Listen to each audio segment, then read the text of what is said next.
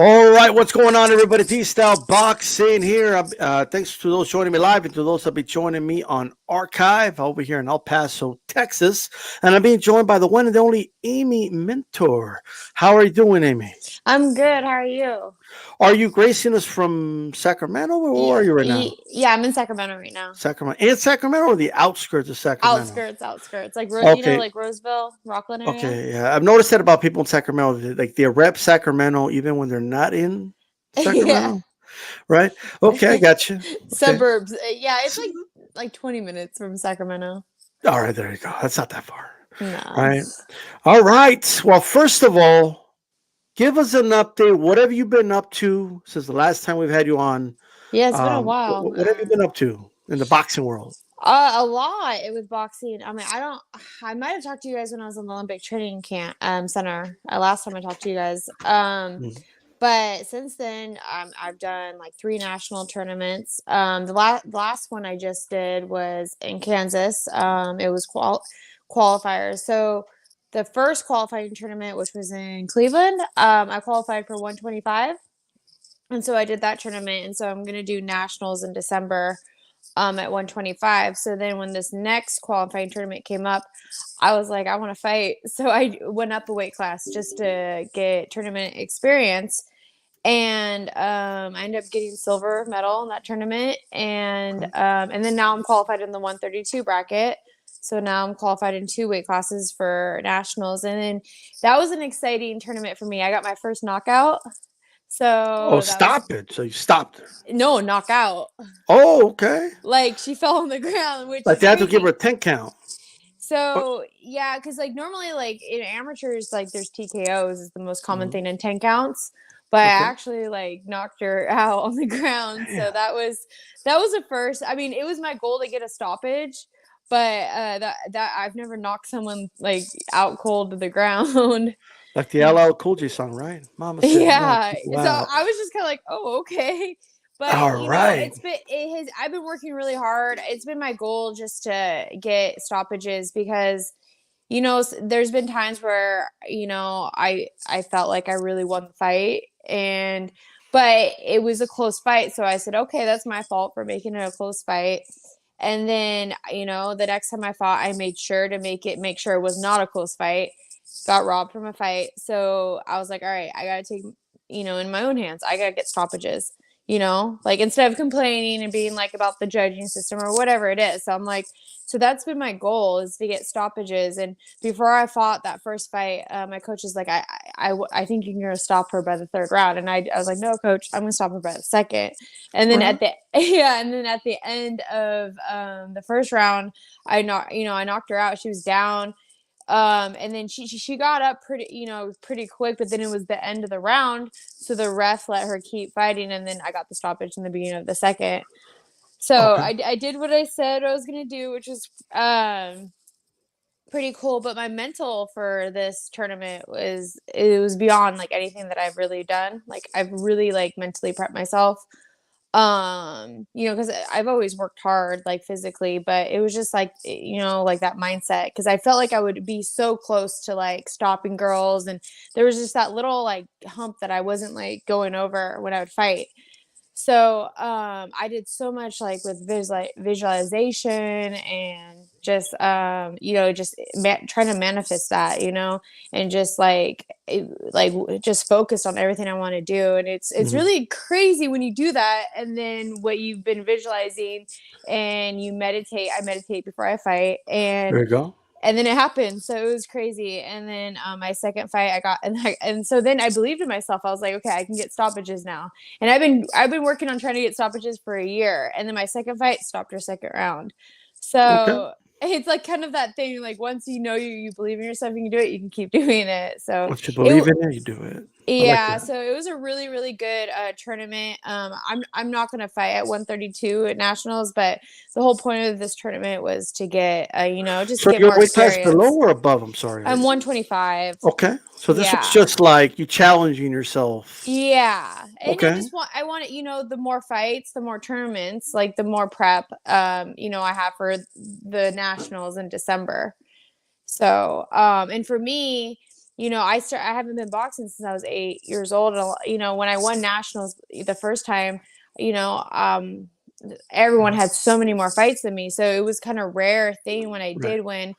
So like I've just been trying to like just keep, get that more experience, and because I'm really starting to become the fighter that I am. Right. Before I would win fights based on my will, my heart, my conditioning, but now like my skill, and technique is starting to match up with. Using your IQ now. Yeah, for sure. Yeah, it's matching up now, and now I can be the better boxer now. It's not just me having to pull everything else out to out will someone and out condition them. So that it's just been a big hump that I've like reached, and it feels really really good. So look, you talked about, a goal of yours was to get a knockout and then in the amateurs, you don't have It 10 rounds, right? Like it's kind of like they mm-mm, go by quick, right? So, mm-hmm. so it is hard to knock another, prize fighter out, or in Yeah, this case, not really prize, but amateur, but you know what I mean? yeah, I Another know what you fighter, mean. right? Yeah, Another fighter out, right, in 3 rounds, but now you did it, right? Um, yeah. was it surreal? Was it, or were you like, yeah, I knew I could do that? Like, how did it feel in that moment when you finally stopped somebody? It was crazy when because like because I'm a pressure fighter, and I don't get tired. Like I just don't get tired. I can go 10 Pressure rounds. bust pipes, you know that, right? Yeah, I just don't get tired. And so I always know that they're going to get tired. And a lot of times they just can't handle the pressure, and they always try to like back off, run away. So my big thing I've always been like perfecting cutting the ring, and, like, no, you're not getting away from me. Mhm. And so I switch stances a lot because that cuts a lot of distance, when that happens. And so she tried to back off, and then I switched into stances, and then went into, it was like kind of like a short overhand, right? But Okay. like short. And she went down, and like I felt it though. I felt my punch on her. Like I knew it wasn't like, oh, did she slip? Like I knew I knocked her out, and because she was limp. Her arm was like behind her. Yeah. And the ref tells me to go to the corner, and it was really weird. Like you would think that I'd be like pumped up and like excited, because you see a lot of people that get really pumped up when that Right. happens. I was kind of like, I don't know if this like primal like thing came out of me, but I was kind of angry. Like I Whoa. don't, it was really I weird. thought you were going to say you were calm, but you got angry. Like I don't know what it was. Like I think because like I don't know. I just remember because then the bell rang, and then I saw that they were gonna let her fight because Okay. it was the bell. And so I was in the corner, and I had to like calm my breathing down, because I was like, okay, I got to keep fighting. Right. And my adrenaline was going when that happened. So I just counted to three, caught my What was breath. going through your mind? Like, I know you said you were. Was it kind of how dare you stand up after I knock you down? Like, is it something like No, it that, wasn't or like that. It was like, I'm gonna hunt you down. Like I felt like an damn? animal. I felt like an Oh, animal. you were like a tigress that Ye- injured the deer and then it got away, and now you're gonna go Yeah, after. I don't know. I felt like it's literally like I was like an animal, and that was my prey, and I'm gonna like I'm Man, gonna stop you. you smell the Like blood. yeah, it was the craziest thing. And like because when I fight though, I'm like in my own zone. I'm very focused. I'm very my Tunnel mental vision. toughness my mental toughness is one of my biggest strengths. Okay. And like I go in there going, I'm going to mentally break you, and you will break. And like that, I go in there knowing that. And so I don't know, in that moment I was just, I don't know, I don't know, it was just crazy. I think it Man, takes a while, but I was just laser focused. I wasn't even excited about it. I was like, no, yeah, you were angry. yeah, it was weird. Man, I was just like in there you my go. primal instinct, like a animal like on its prey. It was crazy. So there you go. You just got to get more of them so you could like know how to channel it in. You know what I mean?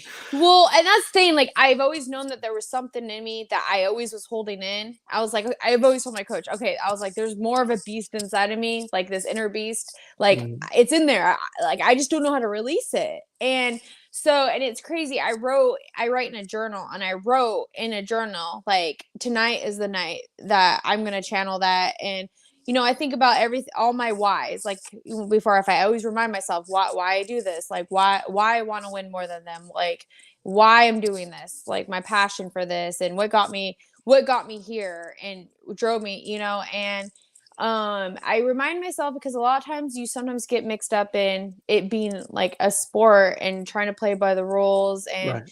it can sometimes stop being fun because you're worrying about, okay, like, am I fighting the way the judges want to like judge and fight? And so like within this last year, I just said, you know what? I do boxing because for one, it saved me, like it saved my life in a lot of ways. It gave Exactly. me purpose and it was fun for me. It helped me find myself.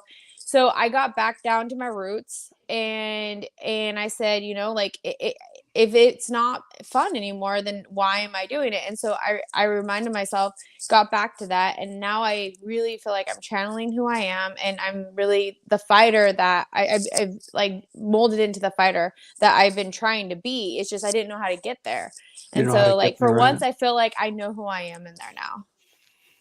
Okay. So it feels good. And I just feel like I have so much more control. I have more control of myself too. So it's just I've been working a lot on that, and all that's mental. So it's been a good year of growth for sure. There you go. By the way, Chief Funky says 916 is proud of you, Amy, he says. Oh, thank So there you you. go. Look, because I follow you on Instagram and I see you working with a lot of kids, right? Yeah. Is there any added pressure for you, like when you go to these tournaments to perform and do good, to show them? No, Do you think about that really? no. Okay, well, for one, like I have like a crazy mental preparation, and so when I go to a tournament, I get off of social media. So I delete it Mm, off. I have no social media. I put my phone on do not disturb, and I protect my mind. I protect what's coming in because people are just trying to be supportive and they'll say things like, "Oh, well, I hope you do good. I hope you win." And I am so I don't like to hear I hope. I go, "No, no, no. I'm going to win." Like so I protect my space so well.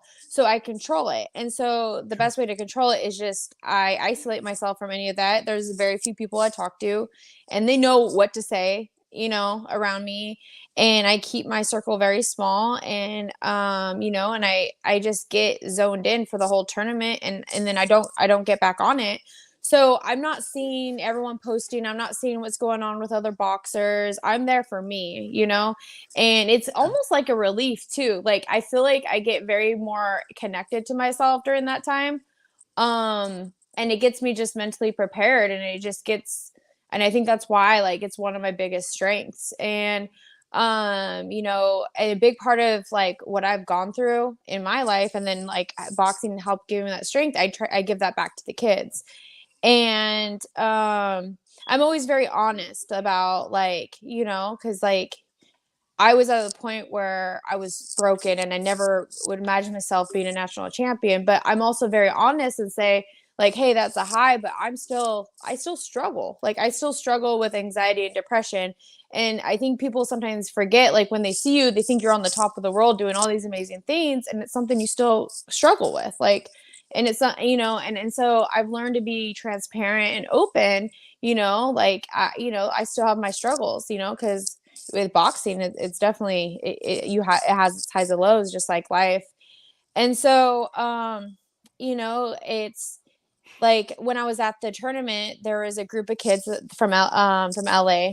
They got in and so we were from California and I met them and they saw my first knockout and then they kept coming up to me in the tournament like, can we see it again, can we see it again? And they're just hecka cute. And then and then like after my next and they were like watching my fights and so they asked me when I was in the finals, they're like, okay, we're gonna go. And I fought like at 11 o'clock at night and they're young. They're like, no, we'll go, we'll be there.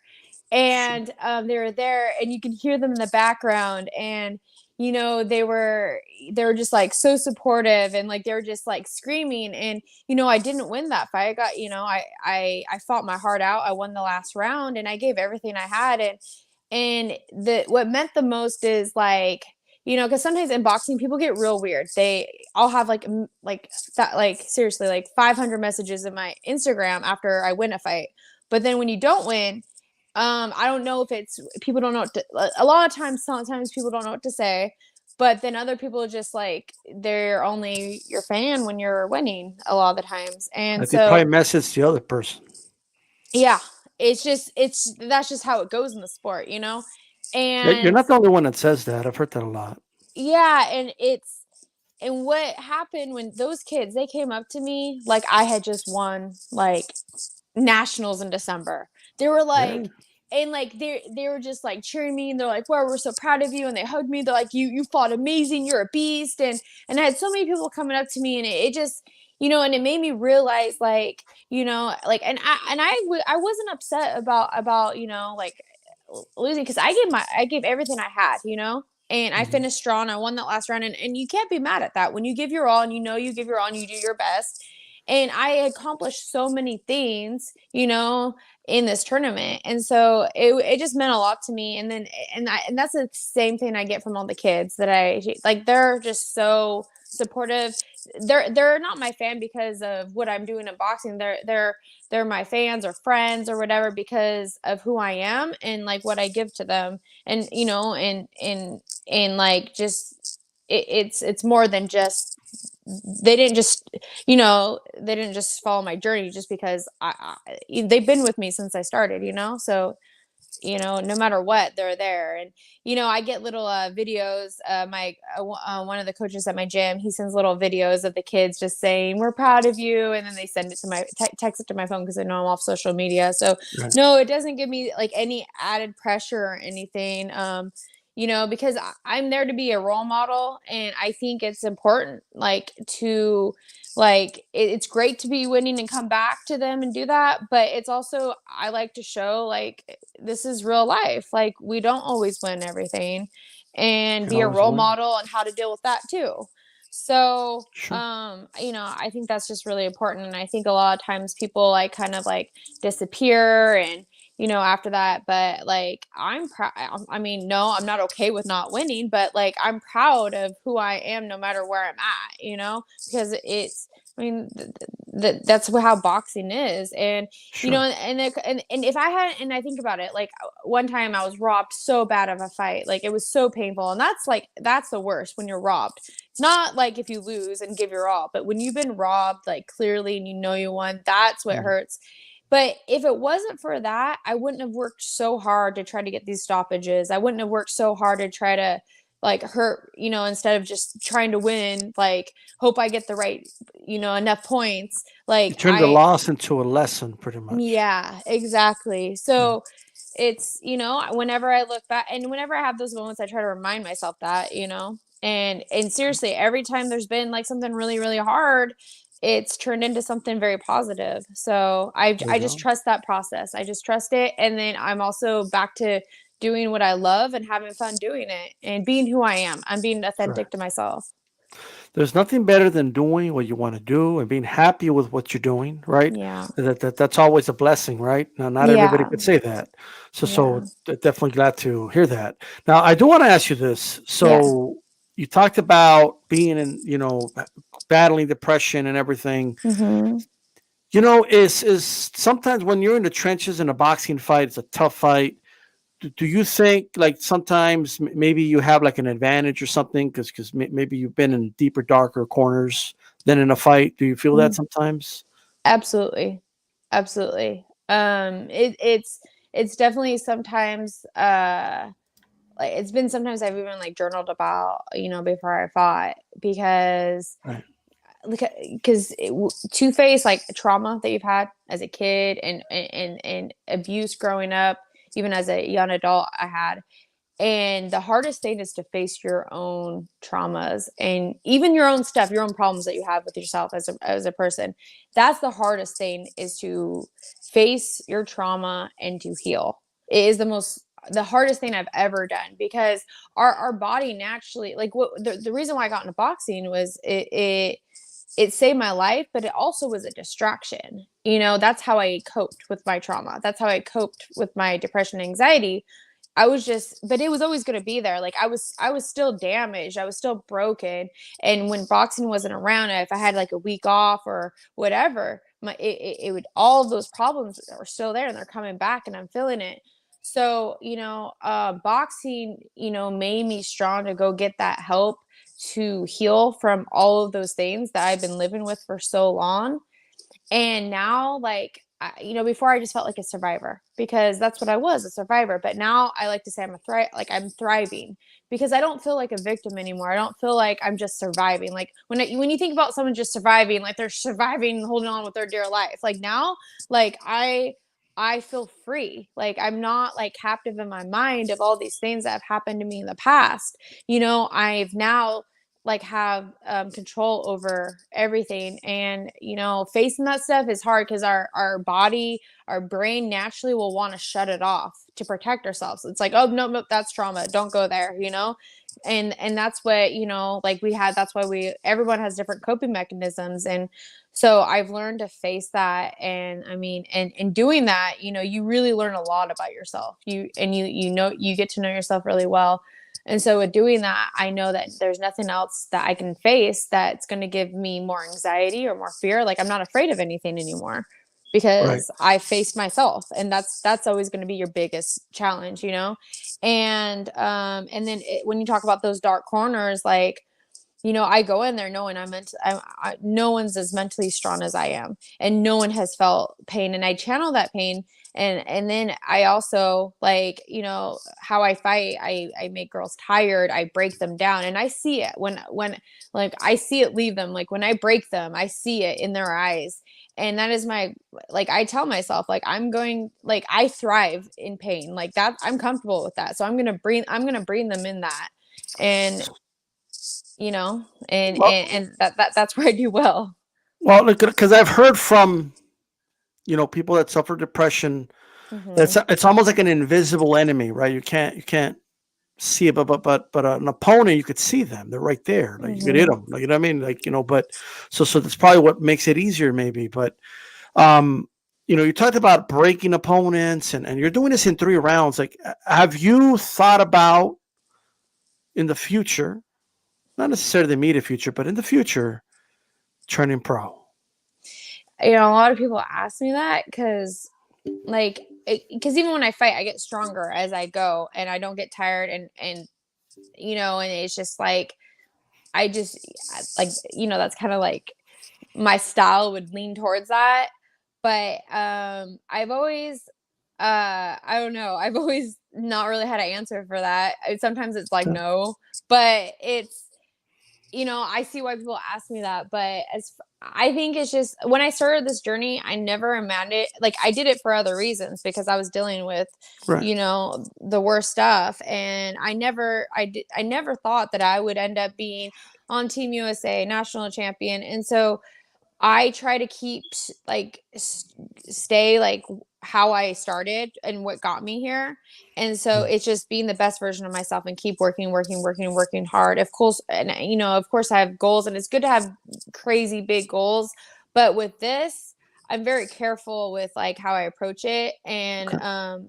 I go back to, like where I started, enjoying it. I don't like to put too much pressure on myself, because then I'm not having fun anymore. And then now it's become a stressor in my life. So I don't really Okay. have an answer for that right No, now no because answer I've right learned. now. What do you make? Speaking of pro boxing, well, what do you make of um, fighters like? I mean, there's Tyson Fury, Mhm. Ryan Garcia, most recently Danny Garcia, who have opened up about their battle with depression, right? Yeah. But what do you make of that, and do you think that's significant? Yeah, I do. And I mean, if you look at anyone I mean, there's going to be a lot of athletes out there too that, if they're not being open about it, and I mean, if you even look at anyone like billionaires, like businessmen or Mm. women, I think sometimes, and I think I talk about it as my trauma and my past and depression and battling that. It's kind of like my superpower. It's become my superpower. And I think that those things drive you to do amazing things and do things that people normally like can't even, can't get to. So and I think that people should be more open about it because, and that's one thing about my journey, why at first it was hard to come out, and say things. but it helped. It made me realize that I wasn't, because I'm a very happy, bubbly person, but I felt like I was being fake because I also had like this, a lot of darkness that I had to deal with, and a lot of, and I feel like I wasn't being the real me. And I remember feeling so alone and no hope. And I never, ever want anyone to have to feel what I had to feel. And if there's any way that I can help just one person, two people, any people with sharing my story and giving them hope, like it makes everything that I've gone through worth it, like to help others. And that's been something that drives me too, because I think, because I learned as like I've opened up to people, then I've had people tell me things and open up to me that you would never know. And like they go, thank you so much for, telling me that, because it gives me hope. And and I get messages, like years later, like I've been following you, like you don't know how much you've helped me, and I don't even know it. It shocks me. And so and when I hear that, the more it makes me want to, be open about it. And I also, like when I hear like a lot of professional boxers, and Tyson Fury, is one. I've listened to a lot of things that he's even said, and it's helped me when I've reached my ups and downs, and I think that because if you don't have like panic attacks and anxiety, it's hard for someone that doesn't have it to understand. Like if you haven't had it, because it's just like, well, just get over it. Or like it's really, unless you've been there, it's really hard for people to like empathize and understand. And I think that the more people that are out there that are doing amazing things, and them opening up about it, it just helps more people out there and gives them hope. There you go. It's all about giving people hope. Now, you have Olympic dreams. You have Olympic Yeah, of hopes. course. I know you Of don't want to put a course. pressure on yourself, but No, it's of course. what. No, with that, yes, of course. Of course. Okay. Yes. Yes, of So is that course. what it is? You just want to focus, just keep your focus on that, because thinking about anything beyond that is Yeah, just a I think, yeah, distraction. because I'm tunnel vision, and that's all that matters right now.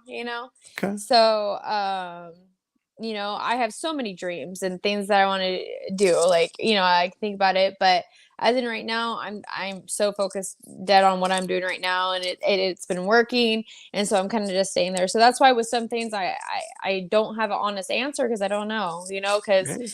I reach different levels on this journey. For I just stay sure. true to myself, and I work my butt off, and I'm okay with that, and where that takes me. Yeah. At the end of the day, if you don't have an answer, you don't have an answer for it. You know what I mean? But Yeah. um, right now, who are some of your favorite fighters right now? Like, we look at the sport of boxing. Some of your favorite fighters. Um, you're talking about in pro boxing? Yes. I mean, before he Or just anything. retired. It could be amateur boxing. It could be whatever you want it to be. I mean, before he just retired, I really like Tyson Fury. I really like him. I really like He had really retired. You know that. Come on. You think you think he's gonna come back?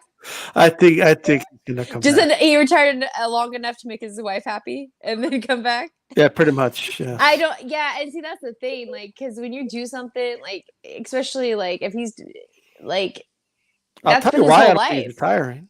What? And you touched on it a little bit. Like, he himself has said that that's his temple, that's his escape, that's where he feels at Exactly. home.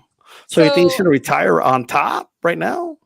yeah, I don't think so, because like, because I even think about like my life without boxing, like, because it becomes who you are. It's your life. It's your identity. And so like if you don't have that, and that is what is like been your temple and helped you get through all of this, and then you don't have that anymore.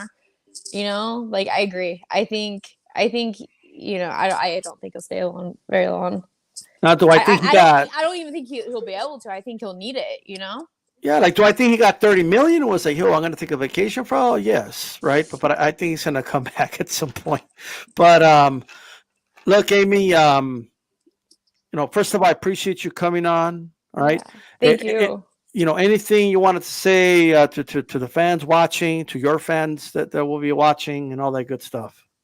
Yeah, I mean, just say thank you to everyone out there. I I do this, I do this for me, but I also do this for anyone else out there. And I share my story because I want to help other people and I want other people to believe in themselves, because the biggest thing that got me where I am is belief in myself. And I did not believe in myself. And that's what it starts with, just belief in yourself. But yeah, so just saying thank you to everyone that's helped me, and then everyone that does support me that I don't even know supports me. I appreciate it. If you don't mind, can you give me like just a little rundown, like what was the process of you believing in yourself? Like, how did that start, and how did you reach this point? Like, you don't have to go every detail, but just in general. I mean, it's like little things. It's putting yourself in really uncomfortable situations that, you don't think that, like, I remember when I first started, I would spar girls that were national champions, and I was just like, oh, I shouldn't be in like I doubted myself. And then, I'd give my all. And like, of course I got beat up, but like, I didn't give up and I did amazing for where I was. I did amazing, and so it was just like little milestones. Like I didn't let it, cause and that's why a lot of people in boxing quit. They get beat up. You don't see them for a while. I wasn't like, I got beat up. I was like, wow, like Did they give you the bloody nose treatment first day? no, I didn't get Okay, that. not that bad. Okay. No, but I still got beat up. I'm pretty sure I had a concussion, and Damn. and That's worse than a bloody nose. yeah, and but I didn't know I was a concussion at the time. Looking back, I'm like, I had a concussion, but no, it was just like little, like I never let, like, and a lot of people let that go. Oh, I just got beat up, but like I knew what I was going up against, and I knew it was gonna make me better. And so I found the things that I was proud of myself in, and like I was like, oh, like most girls, she would stop girls quit. Like she was trying to make me quit, and I didn't quit. And so that was a win for me. And then when I would go and spar her again, I it would be a goal to get beat up a little less each time. And eventually, like, it wasn't like that anymore, and I think, and that's another thing why I don't like try to put too much pressure on myself, because that's how like I got where I am in boxing. I never ever let myself feel defeated. Even in like the hardest times, I found, like, as long as I was improving and being the best that I could in that moment, I was proud of it. So little by little, I just started believing in myself more and more, the things I was doing, because I was doing things that made me uncomfortable. And the more you make yourself uncomfortable, the more you're familiar with, you're used to being uncomfortable. So when you're uncomfortable, you're like, okay, I live here now. Like, I'm fine with that. And so, I just like, I started to amaze myself and do things that I never thought I could do. And it was like little things, like even with like a strength and conditioning coach, I would do something that I never thought in a million years that I could do. I would see people do, like, just little things, and I think it's important that, that's why it's good to have those small little goals, to not have all these high expectations on yourself, and be proud of yourself where you're at. And, and just try to, as long as you're improving, then you're not letting yourself feel defeated. But that's one thing, I don't ever let myself feel defeated, and I will never, ever, ever give up, because I know what giving up feels like. So like, absolutely, that's one thing on this journey. Well, there you go. Hey, Bruce Goes, anything you wanted to say before we let it go? I was listening earlier, man. Very inspiring. I don't follow women's boxing too much, Amy, but I did follow you. Listen to your story. I checked you out on Instagram, and I just wish you all the best. And like I said, man, you're very inspiring. I'm sure you inspired other people out there. And man, you seem to be very, very at peace with yourself, and that's real important for anybody to succeed in this sport. So, man, just a pleasure to meet you very quickly, and God bless you. Thank you so much. I appreciate it. It means a lot to me. For sure. Well, Amy, we definitely appreciate you coming on. Hope to have you back on in the future, and you have a good one. Of course. Thank you, guys. Thank you, everyone that's listening. Have a good one. Bye. All right, that was Amy Mintor, everybody. How's it going, Calix? I'm here. You're here. And we also got Bruce Goss. I was at my desk. Now I'm gonna fire one off. Oh, there you go. Hey, Me too. Shit. I mean, Shout out to everybody.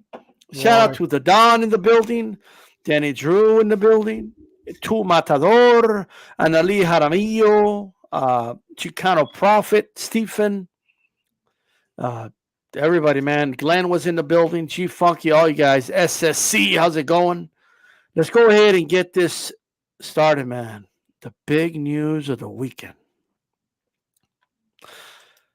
Hey, Calix, remember you said you had the knockout of the year and like all this other stuff. Now that's the headline of the year. So for those that don't know, Jake Paul announced that he canceled the event because Rahman. He said Rahman pulled out, but it's like weird. But he stopped the fight. Whatever it is, whatever version of the story you want to believe. What do you make of it, brother? We're not going to get the fight of the year. Like, we're not going to get it. Steven Espinosa said it's the most inspiring fight of the year. Are you asking me? Yes. Look, I was scrolling through my Twitter timeline Saturday, and I saw it, and I was like, okay, keep scrolling, don't care. But I was shocked to see people like taking this seriously. Like, is it this guy's fault? Is it that guy's fault? The weight? Like, dude, I want people to understand what they're getting here.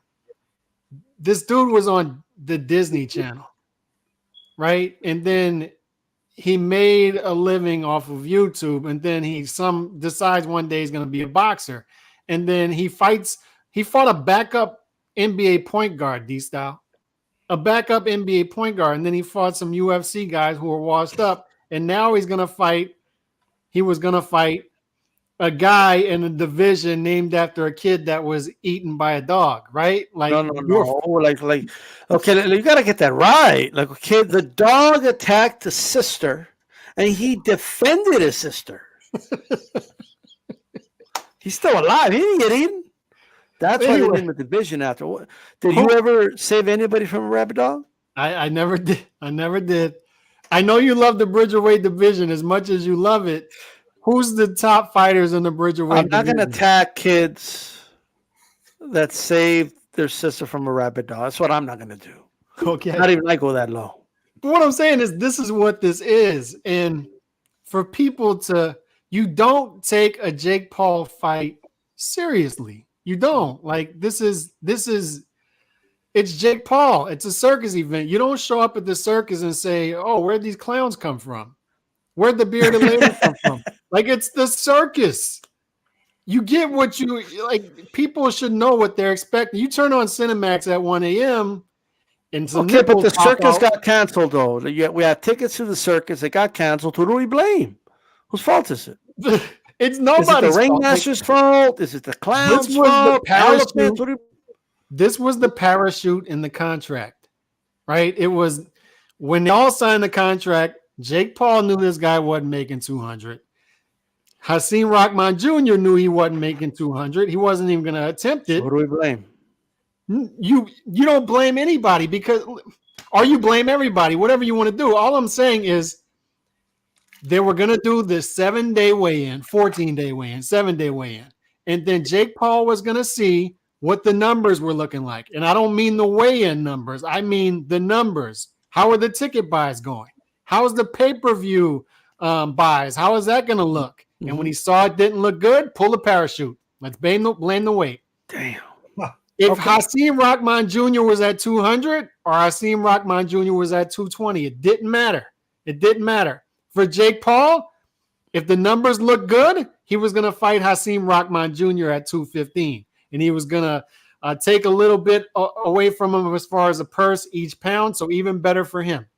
And he was still going to fight him because he didn't fear Hasim Rahman Jr. There was a reason that the Disney kid who's been making money fighting backup point guards and UFC fighters pointed at Hasim Rahman Jr. And he doesn't care if Hasim Rahman Jr. weighed 200. That backup point guard was a dunk champion, okay? Let's Fair enough. Yeah, fair enough. But all I'm saying is this is what we're talking about. I can't believe people are doing lives and respected boxing journalists are treating this and they're going back and forth. Oh, it's his fault. Oh, it's his fault. Dude, we're not supposed to be taking it seriously. It's Jake Paul. Yo, hey, Bruce Gus, the circus got canceled, brother. What do we blame? See, I tried to take this serious. I tried to give Jake Paul the benefit of the doubt. I said, well, even though he's driving a Lamborghini to the gym, I'm still going to say he wants to be a boxer. Some people, I mean, my brother Black and Brown put him on his big board. He made it until number 100 on the big board. So I'm saying I'm giving him the benefit of the doubt. Now, Hasim Rahman, he is a fighter, man. No doubt about that. Big time. Born and bred, boxing made him an elite man. He private schools, best trainers, best food, best nutrition. He is a real boxer, and I think this was going to be his break. I think after that loss to Tommy Morrison's son, I think he thought this was going to be his salvation. But once again, man, this is the business of boxing, man.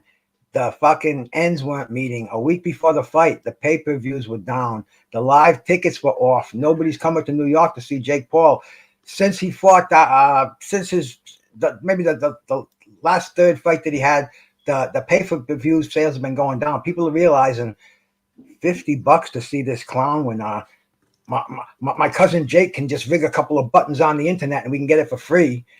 And it's New York City in the summer. You know what a room costs in New York City, bro? I mean, you know what it costs to go out to dinner? It's just not, and plus it's not a fucking summer destination. I don't think it was working out like Callie said. They looked around the weight clause, man. Let's pull that on them, because who the hell ever goes to a fighter a week before and says you haven't made the weight on schedule? The fight is canceled. I mean, it's the blame game. Everybody's throwing the blame around, but I think it was the promotion company, the what is it? The fucking PB, whatever the fuck it is, the MVP. I think they just looked at it and they realized, man, to light up Madison Square Garden, that's a fucking fee right there, bro. And if they could bail out on it, and still Jake Paul, all he's gonna do is move on to the next opponent. Hasim Rahman, he looks like he's genuinely pissed now, but I think he's gonna be compensated for the for what's happening with him. And boxing will go on. It was the WWE after all. I've only seen one important fight like this that was like ready to be televised, and it was right up until the time HBO turned the light on. It was Michael Spinks, and he was rematching Eddie Mustafa Muhammad for the WBA light heavyweight title, and Mustafa Muhammad couldn't make the 175, and Michael Spinks would not give him wouldn't make it a non-title fight, wouldn't fight a catch weight, just cancel the fight. And HBO sitting there like the girl who didn't get asked to dance at the prom, and they stuck Ghostbusters on or something like that. And it's just like, we expect these freak shows in boxing, and I guess every 30, 40 years or something they happen. But this really is unprecedented, bro. But like I said, I don't think this is real boxing. I think this is, once again, Bonham and Bailey. There's an ass for every seat, bro. And at least I'm not chunking $50 to sit in mine. You know what I'm saying, bro? Okay. All right. So this is WWE, and this is boxing, right? WWE boxing. Okay. Tell me where does the Jake Paul situation fall, Alex? Like where? In the middle. It's somewhere in the middle. Okay. Right. All right. Okay. Look. Yeah, go ahead. No, I was just gonna say, like, you can't cover a Jake Paul event like it's a regular boxing event, because I see people making this mistake. It's like, well, I've never seen a guy fight a guy 25 pounds or 30 pounds over. It's like a lightweight fighting a super. It's like, no, just stop. Just stop with the mental gymnastics. First of all, it's not, because too complicated that way, right? As you go up in weight, the weight disparity becomes less, right? There's a reason cruiserweights between 175 and 200.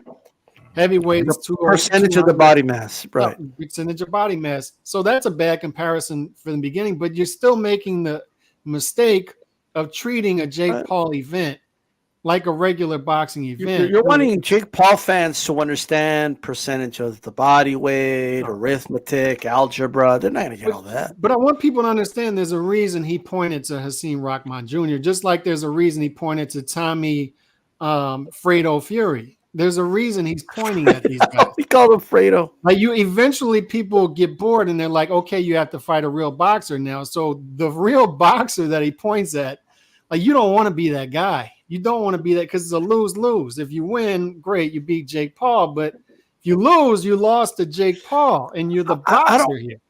And Hakeem Rahman Jr. was the 2.5 to 1 underdog going into the fight against a guy who's never fought a real boxer. So he's fighting a guy from Bridgerweight, which isn't even a real weight class. Yes, it is. Now, do you think this just might be part of the show where the fight will eventually take place and maybe another? Well, here's what's going on.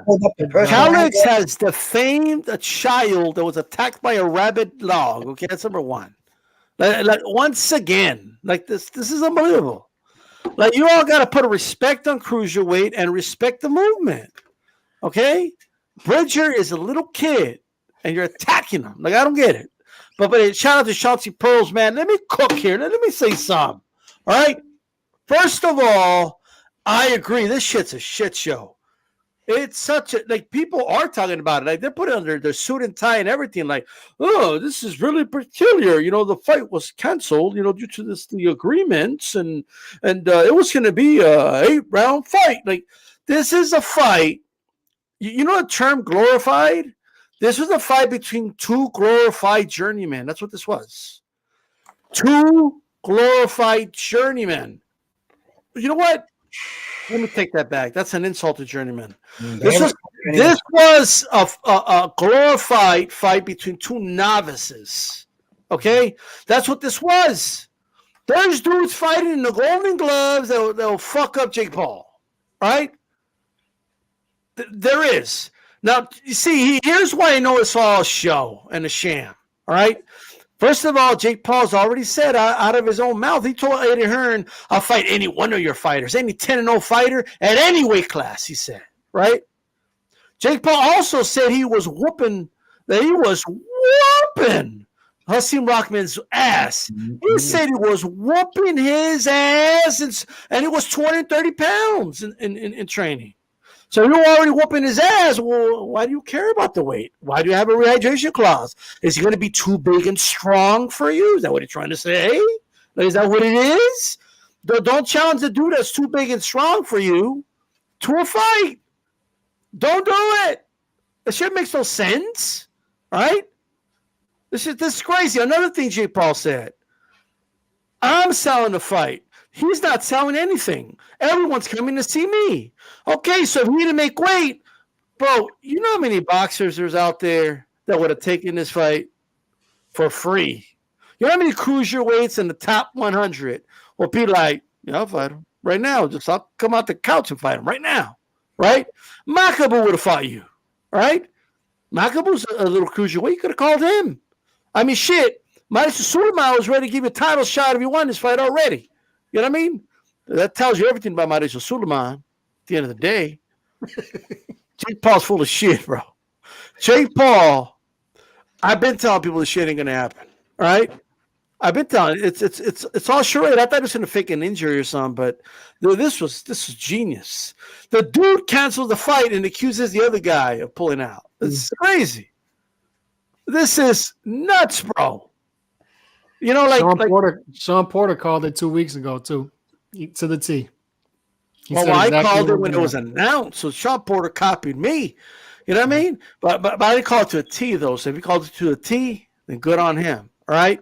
So look, obviously,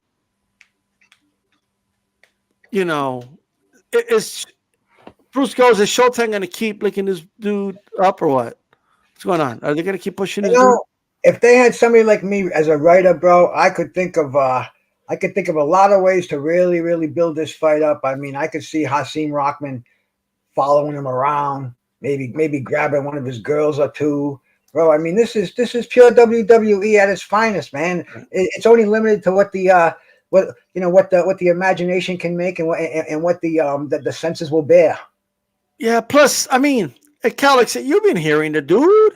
He's walking around saying, all these real boxers, they're scared of me. They don't want to fight me. They He pull looked like he out. was on crack when he did his last video. He's like this. He's shaking his fingers, and he did this. And dude, I mean, dude, he looked like he was taking maybe a couple of them blueberries. This is not a joke. This is not a joke. Yeah. Anyone who needs to keep saying this is not a joke is a jokester. Let me remind everybody that Jake Paul pranked his brother on April Fool's Day, made him believe he'd give him a Lamborghini just to have a dude. After he waited till Logan Paul was crying, and then after the dude asked for his keys back. You know what I mean? But which was brilliant, by the way. By the way, Logan Paul, by the way, looking good over there in the WWE. Frog splashes, springboards. You know what I mean? Maybe that's where he belongs. Maybe Jake Paul should go to WWE along with his brother Bruce. What do you think? I only saw a little clip of his brother in the WWE, bro, but he was pulling off fucking moves that a 10-year veteran only dreams about, man. He must have been watching that. That's crazy. Must have been watching that since he was knee high, bro. But yeah, man, can you see the Paul brothers? They'd fucking sell out WrestleMania like you wouldn't believe. Talk about 1 billion views, man. This would break every fucking communications fucking platform that's out there, bro. Absolutely. And by the way, chat, make sure you hit the like button, of course. But let us know, who do you blame? It's right there. You see the poll. Was it canceled because Jake Paul was scared? Was Hasim Rahman scared?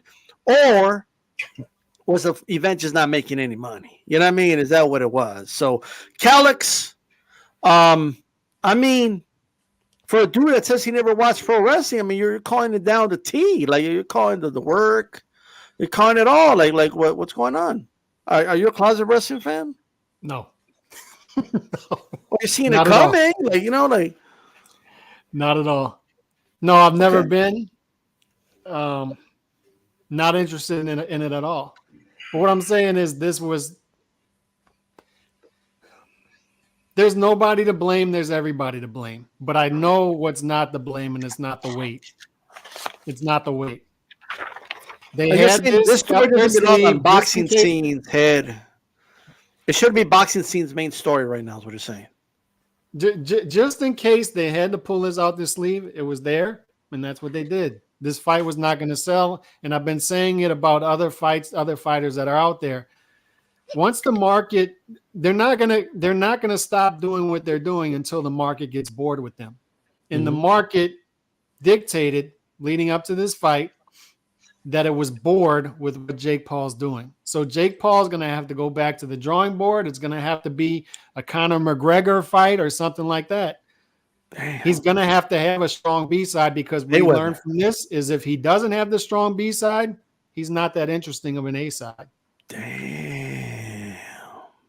So that means he ain't going to be fighting any real dude, because they ain't no big names at cruiserweight. You know what I mean? It is what it is. You know what I mean? But look, at the end of the day, guys, the poll's right there. You can vote. 65% are saying that the event was not selling. All right, so there you go. That is what it is. We'll leave that in the back burner. Danny Garcia, great performance. Good performance. Good performance by Danny Garcia. Boxes, Jose Benavidez. What you think of the fight, Bruce? What you make of the fight?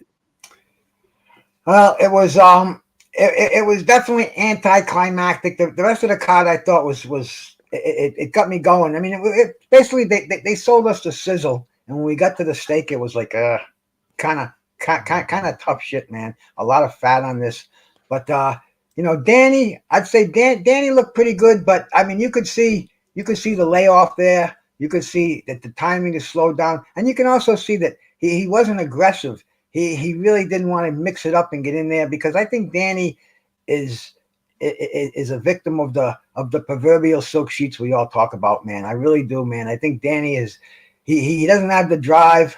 He's got the talent, but he'll come back and he'll only fight for money. He'll fight Keith Thurman in a big money fight. I know that's how I see Danny right now. As far as the fight goes, that judge who called it fucking even, bro. I mean, that was like the two things that really stuck out this weekend was the fucking judge who called the fight even after I'm watching it, and I'm trying to find one round that I can give to Benavidez, and maybe round 9 for sure. I was just gonna say maybe that late round, maybe was it round 9? But aside from that, man, it was a wash. And then when they said I think it was a woman judge, and they said 114, 114. I'm like, what the fuck fight did she see? So And first we have Calix attacking kids, right? And now Bruce goes is attacking women. What's going on over here? I just like, man, this is crazy right now. Do you guys hear this? Hey, but Calix, what you make of the fight, brother? The fight was the fight. I mean, we said last week on the channel, breaking down the fight, the odds makers have it -800 Danny Garcia, +550 Benavidez. So they're telling you what to expect there. It's a big mismatch.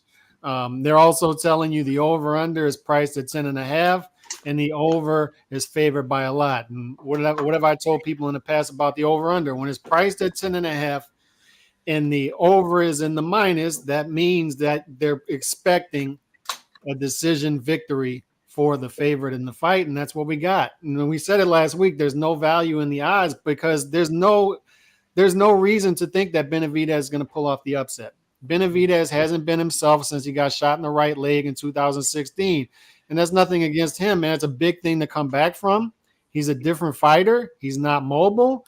And you saw it. He was dragging his foot during the fight. He had to stay in the pocket, and he had to pick spots when he would try to load up on something, but he was throwing one shot at a time. He's doing the weird hip thrust thing. That was weird. The fact that he kept telling him, no, like every time Danny Garcia would catch him with a good combination punch, he was shaking his head more than he was punching. So not really an intriguing fight. I found 2 rounds for Benavidez, but I couldn't find a third. I had it 118, 110.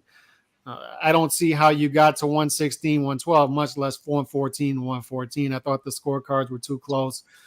But this is what was expected coming in. Look, when a fighter who is the clear A side is moving up in weight in their first fight, this is what happens. They pick an easy fight for them to move up. I wish they wouldn't do this in main events. There are more intriguing main events to put out there. I wish they would have done this on an undercard. Just didn't like it. But, yeah, Danny Garcia looked good, but he was supposed to look good against this opponent. He just was. How the hell you be calling it world championship boxing, but there's no championship on the line? It's just crazy, ladies and gentlemen. No, and look, Benavidez he's fought once in the past 4 years. People need to understand that. He's an inactive fighter.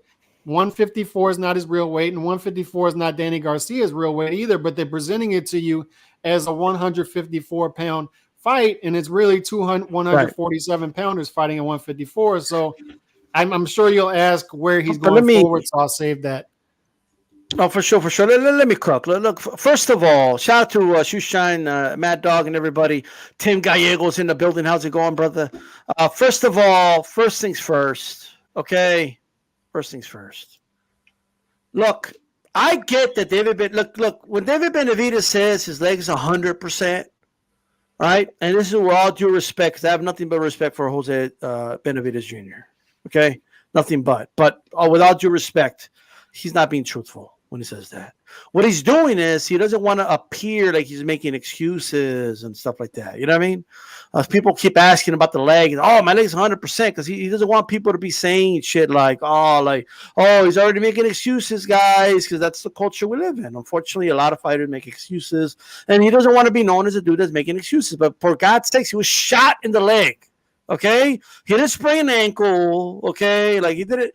He was shot in the leg with a bullet, ladies and gentlemen. Shot. He can't be 100%. There's nothing in modern science that will make him 100%. And the dude is dragging his feet out there, all right? And he's trying, God bless him, he's trying his best. He put up a good fight. It's a miracle that he's walking. It's a miracle he's in a 12-round prize fight. It's a miracle that he's even competitive. So props to him. But I don't want to hear, the leg had nothing to do with it. The leg has a lot to do with it. All right? He was shot in the leg with a bullet. But now with a BB gun, which could still be bad, right? He wasn't shot like with a paintball gun. He wasn't shot playing Call of Duty or some shit in a video game. No, he was shot in real life in the leg. And just them saying they're 100%. They're not telling. I'm sorry. It's not true. All right? Now, the only reason I'm mad, look, he took the fight. He agreed to the fight fair and square. When I lay, like Danny Garcia won the fight fair and square. That's not his fault. Right? I get that. Right? However, when I'm watching Danny Garcia 154, I'm trying to picture him in the ring with 154 pounders, with the other dudes. They literally said, "Hey, Harrison wants to fight you." Yeah, I want to fight. I want to fight Lara at a catch weight or Keith Thurman. Like, what do you mean you're calling out Keith Thurman? I want to run it back because he took my O. So he should have stayed at 147 then. What are you doing at 154?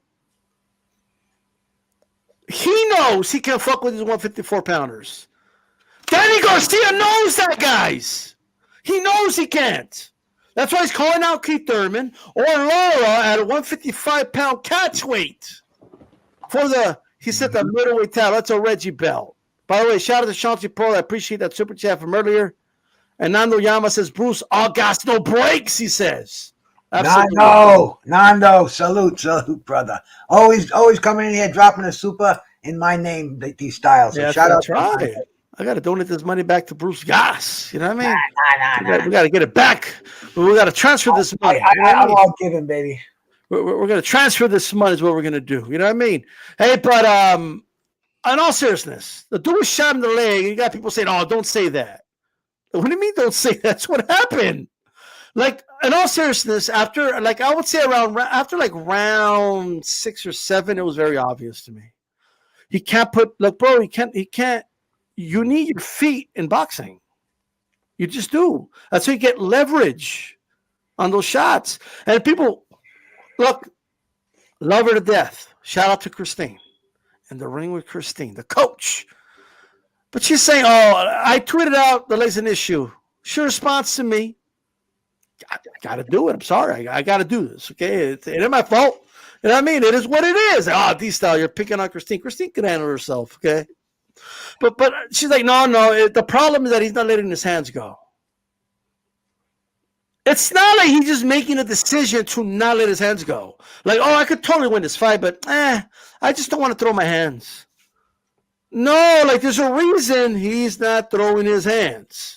Because he can't react fast enough with his feet to counter. All right?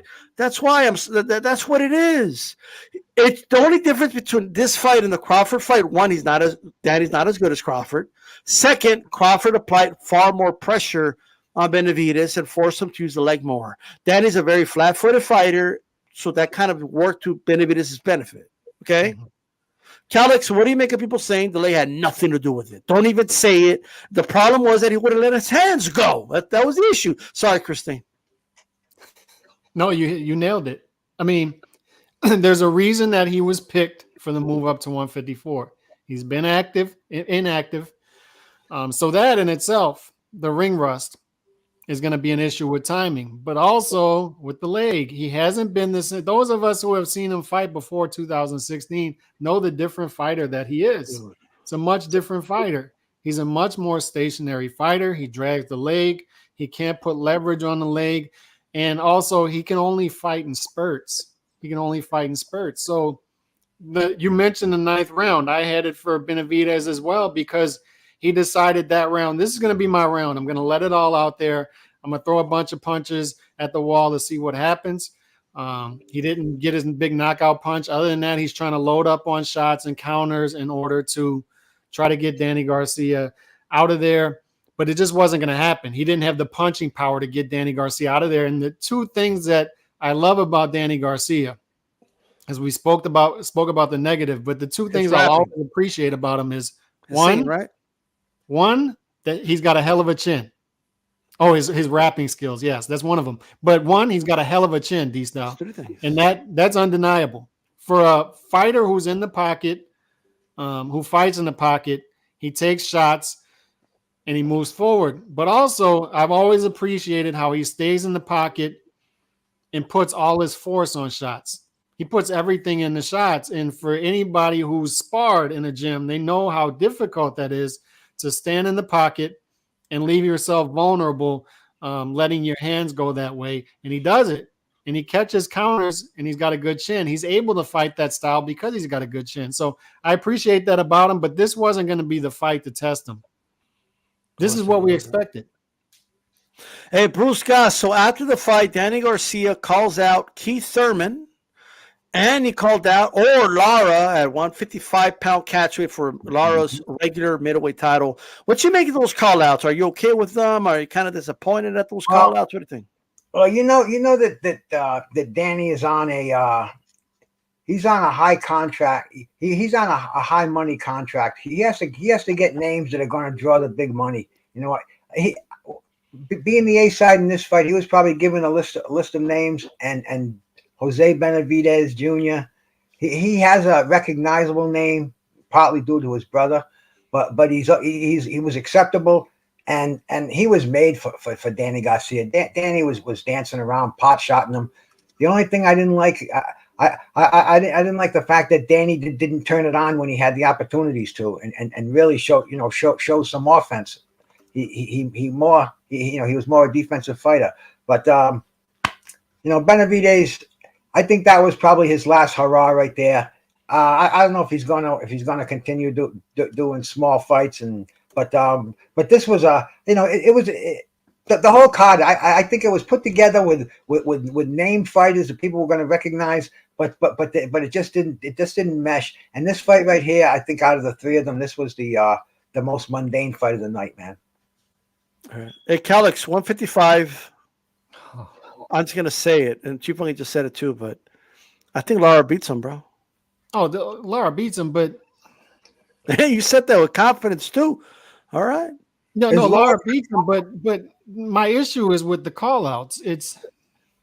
We said last week, what's the end game for Danny Garcia at 154? What's going on here? Because I want to defend my own. I want to defend my own. That I can't think of a top 10 guy at 154 that I would pick Danny Garcia to beat. It's a division where guys, steel sharpening steel, guys are fighting each other, much like 140, much like 115. Guys are fighting each other. Okay, so you have a guy in Danny Garcia moving up. So you say, why is he moving up? Well, to me, it's easy to figure out. He's exhausted his options at 147, right? He's fought Spence. He's not going to fight Crawford.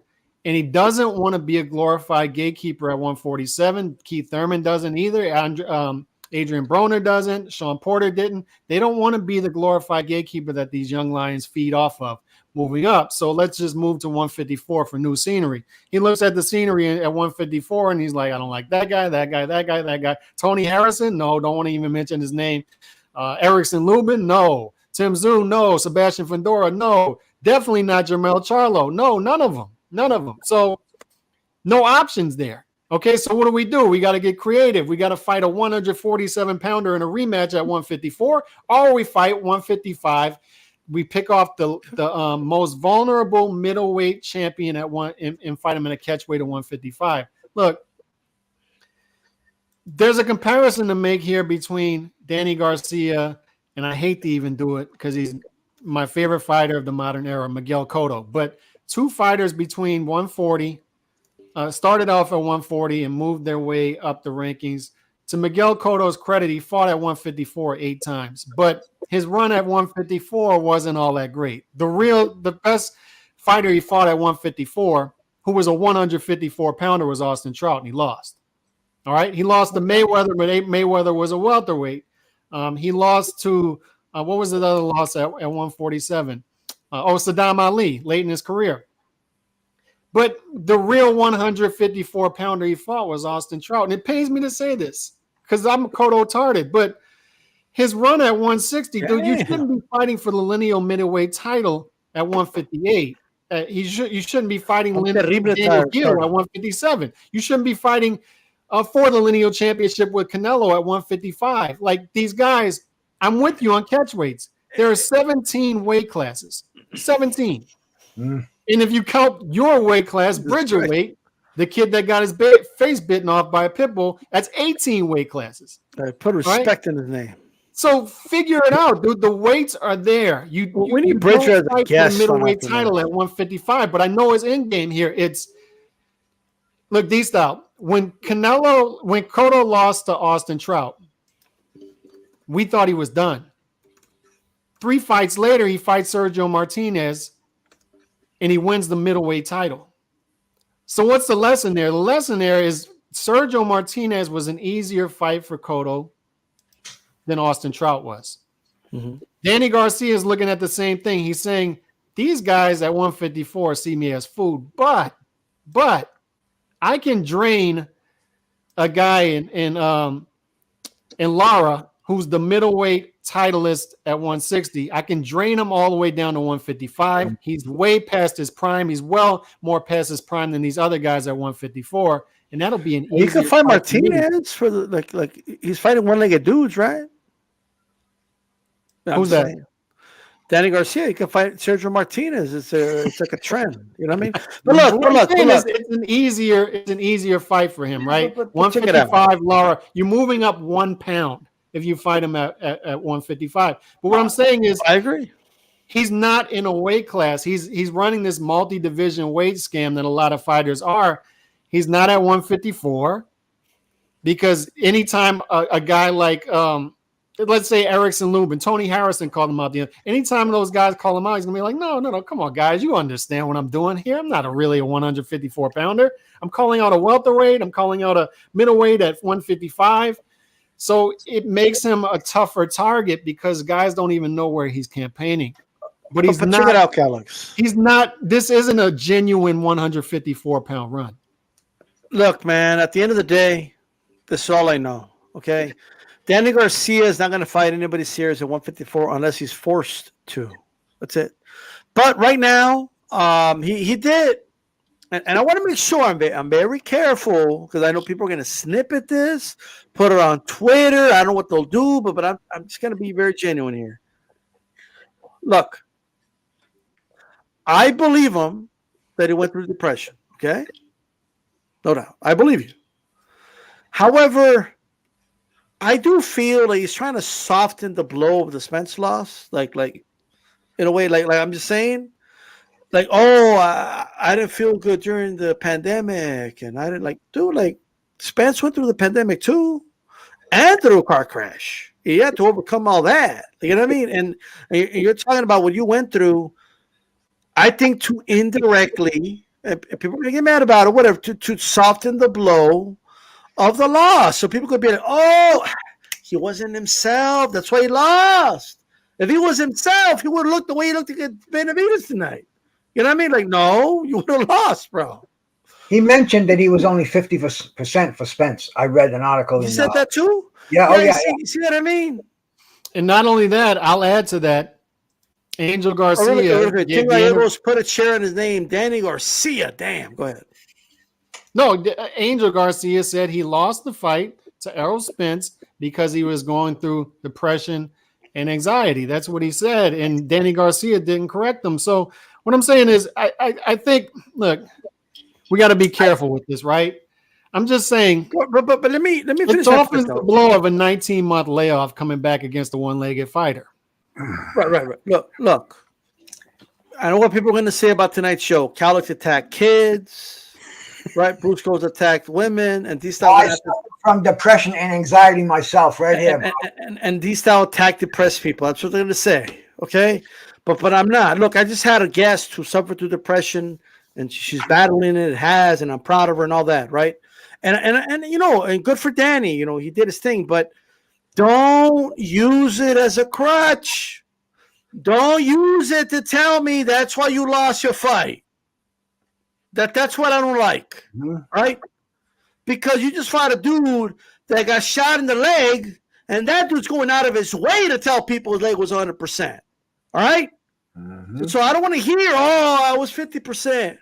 I wasn't myself. And look, if you went through depression, I get it. Speak out about it. I get it, right? I have nothing against him speaking about it, and because a lot of people go through depression, and I'm glad he's being vocal about it. That's great. All good, all right? But just don't. I just don't like it when dudes are hypocrites, bro. We had Ryan Garcia calling out Rahman for being a professional, pulling out of the fight. You were pulled out of a fight. Rahman told him that same shit. You were pulled out of the fight. Stop talking, bro. You know what I mean? Like that's all I'm saying. Like be careful. Like, I'm just saying, right? That's it. But I'm glad he's talking about the depression. A lot of people suffer through depression. I get it. But don't use it to tell me that's why you lost the fight. Even if it's true, you shouldn't say that. Honestly. A lot of people. I'm not making light of it as well either, bro. I was on antidepressants and anti-anxiety meds, and I get off those. And reefer is what keeps me fucking going, bro. Seriously, man. It absolutely goes nowhere in this conversation, but yeah. But it matters because you've gone through it, so it matters. It absolutely matters, bro. Yeah, for sure. Now, another thing. This is just my opinion, okay? Stop telling people on the internet that they don't know what they're talking about when it comes to depression. You don't know they've gone through depression themselves, okay? So when people give their opinion about Ryan Garcia or Danny Garcia, you don't know what those people have gone through. You don't know, right? Mm-hmm. So I see people saying things, and maybe it is too out there. Maybe it's not the nice thing to say, but like people come out, they're like, "Oh, you don't know nothing about depression. What do you know?" Maybe they've gone through it themselves. You don't know, right? I'm just saying, right? But it is what it is. But at the end of the day, that's all I wanted to say. I'm not going to say anything more about it. That's it. Before I get canceled, you know what I mean? They're going to come out. You know what I mean? I'm just saying, bro. It's not as bad as Cal talking shit about. Hey, this dude talks shit about a little kid that got attacked by dogs. Okay, so I'm just saying. All right. But hey, without my Toka 2, I'd be a blobbering mess up here, bro. It's my anti-anxiety and my antidepressant. So the only other thing I would say about this is almost every fighter can use something as an excuse. He's calling out Erislandy Lara. Erislandy Lara had the defect from his country. I mean, talk about what that guy went through. He just fought a guy who got shot. He fought another guy who was in a Ferrari crash and had to pull out a fight due to eye injury. Everybody has issues. How many fighters haven't, man? Think about it. How many fighters have just said the better man beat me? It's always something they're pulling out of the fucking back pocket. It just doesn't. No, nobody is taking it like a man, as they say. Take your loss like a man. Back to the drawing board. We used to hear that all the time. Where you going? I'm going right back to the gym. I'm going to get the new plan together. Now it's always, oh man, I was fucked up. I had things in my mind, and man, my old lady was fucking up on me, and you know how it is, Callie. Just like we said, I can't think of fighters today who just fucking take it like a man. Do you know what part of that is, Bruce? Part of that is the pandemic of part-time fighters. There we go. It used to be guys would do 4 or 5 week training camps, and they would fight 4 or 5 times a year. Now guys are doing 10 to 12 week training camps and fighting once a year. So they invest so much into one fight, and when they lose the fight, they know they're not going to be back until next year, and then they use something as an excuse. All I know about Danny Garcia is, look, I like the guy as a fighter. He's good, but I'm not going to let him use anything as a crutch to have my expectations for him. That's all I'm going to say. You want to fight at the level you're fighting at? You want to fight the big names? Then have certain expectations. I'm not going to take it easy on you because you're suffering. Like if the depression is that bad, maybe you shouldn't be boxing. Okay? If it's that bad, right? But you are boxing. If you were willing to box Jose Benavidez, right? So like I'm just saying, all right?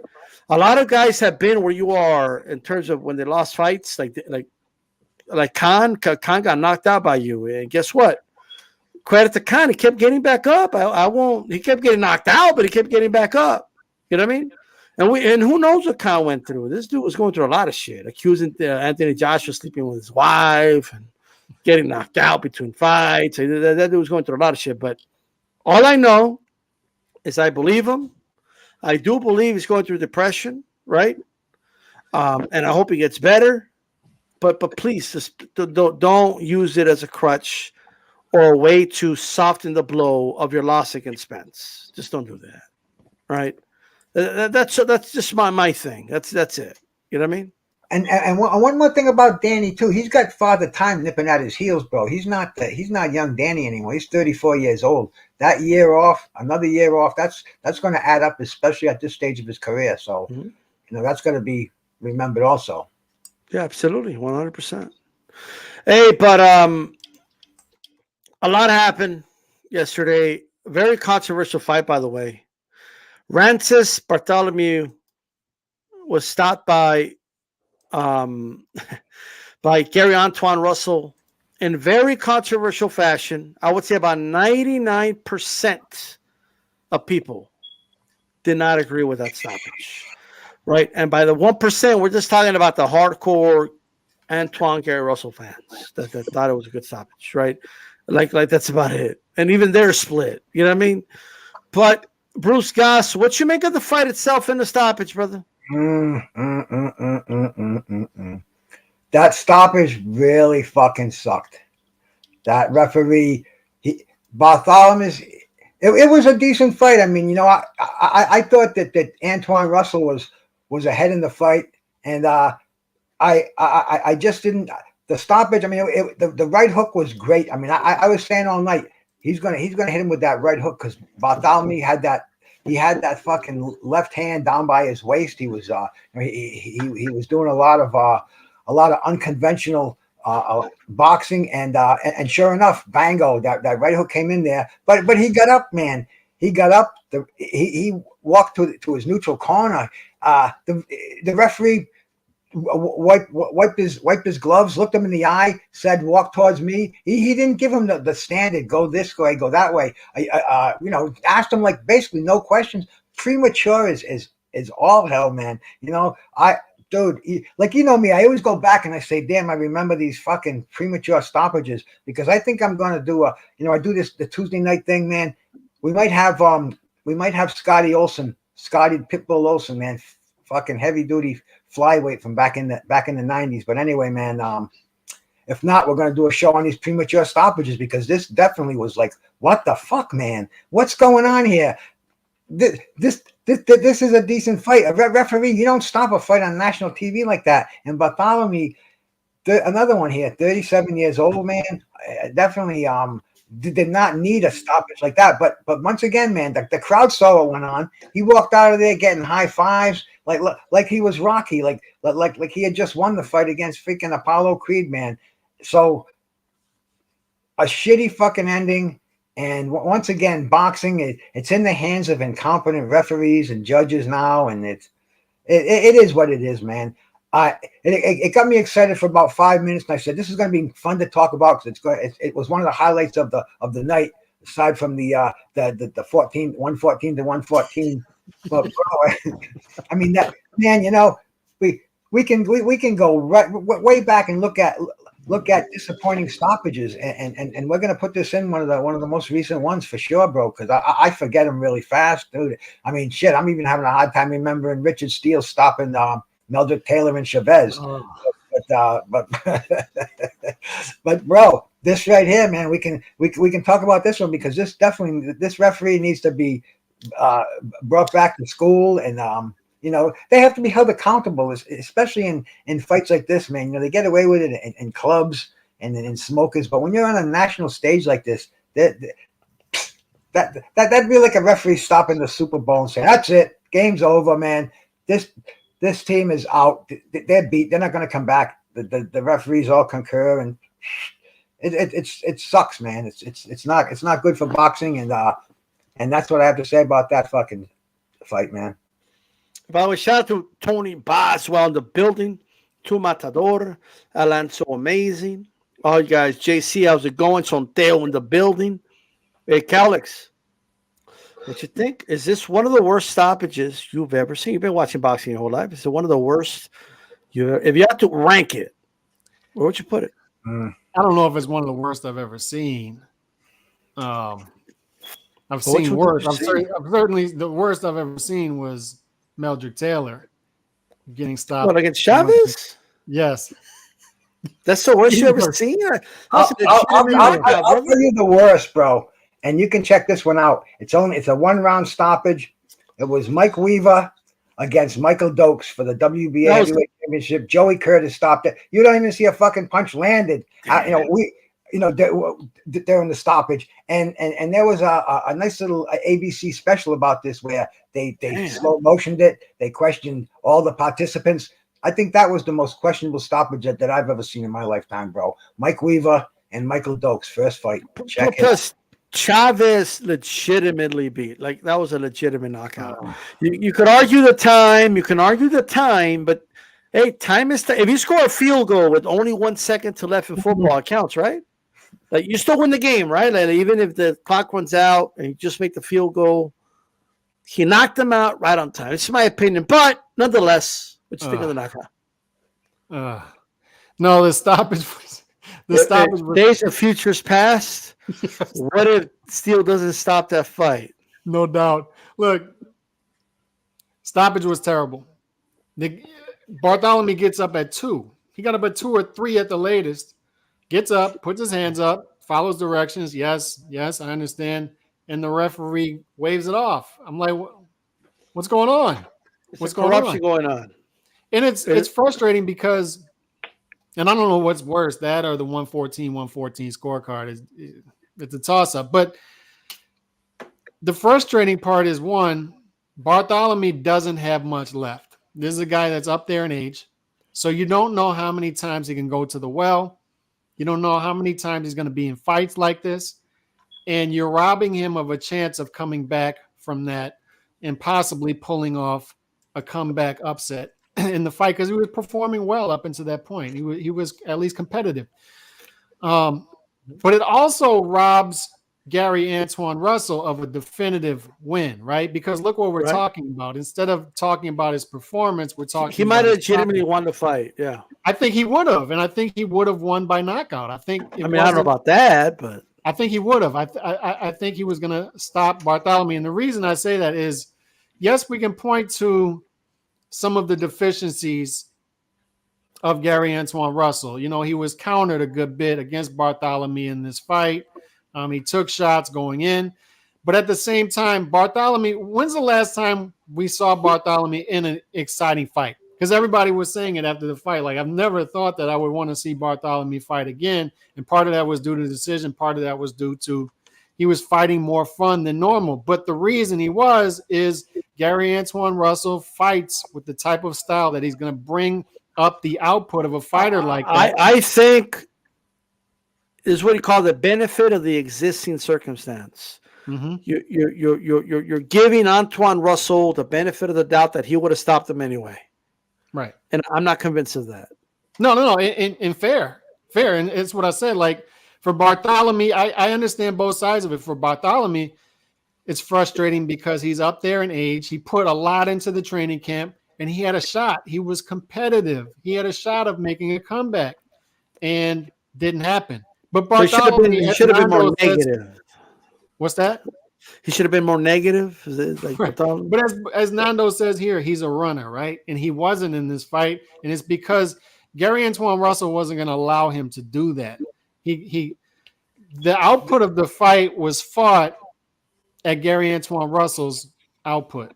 It was fought Gary Antoine Russell's style. He imposed his style on Bartholomew. So that's what people, I think, are missing when it comes to Gary Antoine Russell, because I see people, I think, scrutinizing him as a fighter and his performance. Right. He has the type of style of a James Kirkland. He's going to go out there, southpaw fighter, likes to fight with high output and wants to take your head off. That's it. That's his style. And he's going to get caught. He's going to take shots. That type of fighter is going to take shots. So that's a given. But if he has a good chin and he can withstand your punches, he's going to make you fight at an output you're not comfortable with. So I'm not sure what his ceiling is, but 140 is one of those divisions. I love it. It's a fun division full of fun fighters who are going to mix it up with each other. I'm just And going to Gary say it. Russell fits in. I'm just going to say it. I'm just say it right now. Go ahead. Tater eats him alive. Tater eats so, too. him alive right now. He will eat Russell alive after what I saw. I'm sorry. He would have him for breakfast. All right. I'm just telling you right now. Or would you have said that about Jack Catterall coming in? No. But Catterall, I mean, that was like one of those outliers. You know what I mean? Outlier situation. I just think what makes the him rematch, Tater's going to knock out Catterall their fight again. I think what makes Gary Antoine Russell intriguing, benefit like of the current circumstance. Okay, I think what makes him interesting is, like I said, I don't think his ceiling is number one at 140 either, but he's gonna make everybody fight, and you're gonna have guys at 140 at the top of 140 that he would get in with if he's able to get in with the top guys. I get it, but wilt under that pressure. But then you have other guys who would knock him out. Calix, if his name was John Johnson from Baltimore, would you be saying the same thing, or is it because he's related to Gary Russell and there's a benefit of assumption that he's going to be a champion just like his brother was? No. I think, and maybe not you, but I think a lot of people are just anointing him possibly just based off of that. You know what I mean? Because I saw some of that sentiment coming in as well. Oh, Antoine Russell, just wait till he gets a hold of these top guys. I don't agree. I don't think his ceiling is being the guy at 140. I don't think so either. He has a ceiling lower than that. But what I'm saying is he's going to test everybody he's in there with his style. He's going to get knocked out in some fights, and he's going to pull off some upsets against some top 140 guys as well if he fights consistently against top competition. And I have faith that could happen because 140 has shown us that it's that type of division for whatever reason. 140, 154, 115, these guys mix it up. Whatever's in the water in those divisions, they mix it up. So I think he'll be in there with guys, and you'll have fights where he gets knocked out. You'll have fights where he knocks guys out. So what's going to happen? Right. But I don't think he fights a much different style than his brother. He does. They're not the same fighter at all. Well, I think his brother's better, but I mean that's my. Oh yeah, his brother is better. There's no doubt. But he's more fun than his brother. Yeah, for sure. Hey, Bruce Goss, how do you see? And maybe I'm being too harsh. I don't know, but how do you see Gary Antoine Russell at 140 right now? Do you see? Is the grass greener for you for him? I was impressed by Gary Antoine Russell on Saturday night. He harnessed his aggression. He got hit a few times, but he took the punches well. I thought in the first round he took a fucking right hand, bro, and he was on his heels, man. It was it was a good scrap and a premature stoppage, like we said. And now where does he go from here? I mean, dude.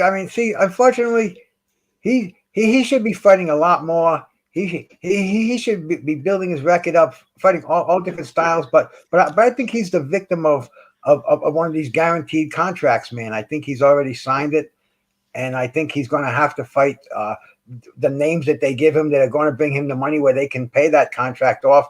I don't think he's going to get the education to fight a Josh Taylor, to fight a Teofimo Lopez.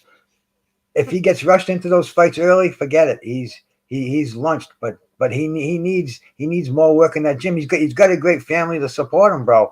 But he needs to be educated in the ring a little bit more. This fight right here, it proved nothing. I think it would have gotten more exciting. Would he have knocked him out? I don't know, bro. I don't have a crystal ball. If I did, I'd be at the window before the fight started. That's what it's all about. But we depend on Bruce Goss to tell us what's going on. Like, what do you mean? Like, we're lost if you don't tell us what's going to happen, brother. I think I kind of did already from a fucking rearview mirror standpoint, bro. But he looked decent, but he definitely is not. He has much to learn. He's got to be more active than his brother. Because that was the missing ingredient with his brother fighting once a year, maybe that's not going to cut it. That's the way boxing is today, bro. I want to take advantage of this moment since I have both of you on. I want to do an impromptu Days of Futures Past. So this week, Calix and I are going to do a Days of Futures Past. What if De La Hoya got the decision over Trinidad? So you guys got to tune into his channel for that one. I want to do an impromptu one right here. Okay? And I'll explain to Bruce Goss what I mean by this. So basically, I want to do a Days of Futures Past of something we mentioned earlier. What if Richard Steele does not stop the fight with Chavez Jr.? I'm sorry, what am I talking about? Chavez Sr. Chavez Sr., not Jr. Get the fuck out of here. Like Chavez, the real Chavez, all right? Chavez Sr. against Meldrick Taylor. It was a unification fight. Meldrick Taylor was a favorite in that fight. It was a big. This is the days when the best fought the best, ladies and gentlemen. You know what I mean? And Chavez, who was already at that point already had a Hall of Fame career. Meldrick Taylor was on top of the world, gold medalist, by the way, part of that great Olympic class. But if Richard Steele counts to 8, whatever. Maybe Luduva isn't in the ring apron. Who knows? And he says, okay, go, boom, ding, ding. The bell rings. Obviously, we all know Meldrick Taylor would have won because if you know about the score, he would have won. He would have been announced the winner. How different would have Chavez's career be? Meldrick Taylor's career be immediately after? And would boxing itself be any different today if that result was different? Would Chavez's legacy be different if that result was different? Just that one little decision by Richard Steele. I'll go ahead and start with Calix. What would the immediate aftermath be if Taylor wins that fight? Taylor should have won the fight. It shouldn't have been stopped. And he should have had his hand raised as the victor. That's what should have happened. And he would have gotten his just due. That would have been the definitive great win of his career. Is Meldrick Taylor in the Boxing Hall of Fame? International Boxing Hall of Fame? No. So let's speak on it. Let's speak on it. Like, don't speak of what should have. Let's speak on it. It's Days of Futures Past. If it happened, what would have happened? Okay. If it happens, Meldrick Taylor gets the victory that he deserved. And he beats Chavez. He beats Chavez. And he took his O. And this was, people need to realize how big of a fight this was. This was Meldrick Taylor and Chavez. And Meldrick Taylor will be seen as that dude now. We'd be talking about him as possibly being pound for pound number 1 at that point. All right. And so it's a huge deal for Meldrick Taylor. Now, would it alter their careers going forward? I would argue no, because Meldrick Taylor was never the same after that fight. That's one thing you got to give Chavez. You got to give him in that fight. He took a lot out of Meldrick Taylor. Meldrick Taylor was never the same fighter after that. So Chavez wins the rematch. Chavez goes on and has the same career Chavez would have had, period. Like, it wouldn't have changed his career. It wouldn't have changed Meldrick Taylor's career going forward.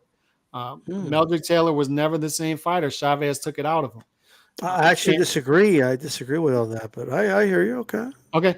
So that's my take on that. I think they have the same career going forward, but it gives Meldrick Taylor the victory he deserved, in my opinion.